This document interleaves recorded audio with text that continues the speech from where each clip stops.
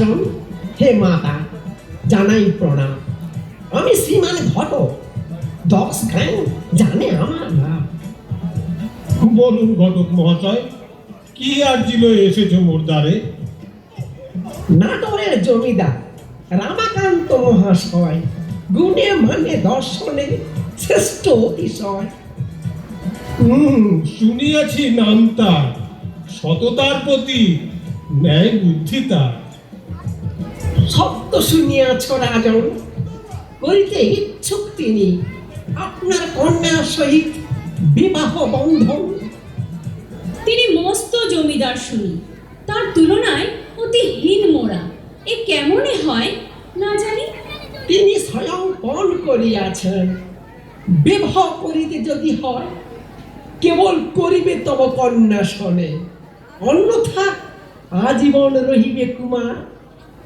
এ তাহার দৃঢ় অঙ্গীকার। নয়তো এই রসিকতা, অথবা কৌতুকের বশে মোদের প্রবঞ্চনা। নহে মাতো, সত্যই বারতা। সত্য বাক্য যদি হয়, এ আমার চরম সৌভাগ্য। কন্যা মোর অতি ভাগ্যবতী, শুভ কাজে দিলাম পূর্ণ সম্মতি। দাঁড়াও পিতা, বিবাহ পূর্বে 3 শর্ত আছে মোর। এ কি কথা তব মুখে? ছোট মুখে বড় কথা, মানা না তো কভু। হায়, বুঝি সম্মান নাহি রয়।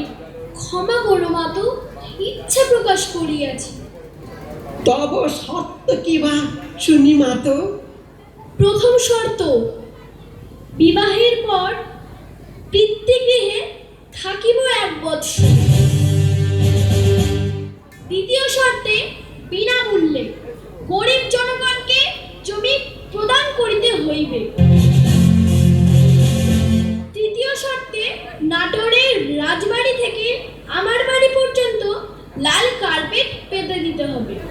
সেই কার্পেটের উপর দিয়ে শ্বশুর বাড়িতে যাইবার ইচ্ছা প্রকাশ করিয়াছি। জল, একটু জল খাবো, ঘুরিছে মাথা, খাই ভাবা চাকা।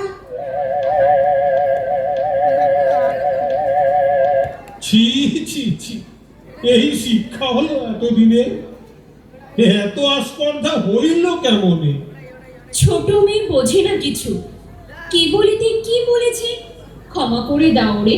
মনে রেখো, মোর শর্ত না মানিলে বিবাহ করিব না কোনো মতে। ভয় নেই, ভয় নেই, শর্ত তব হইবে পূরণ।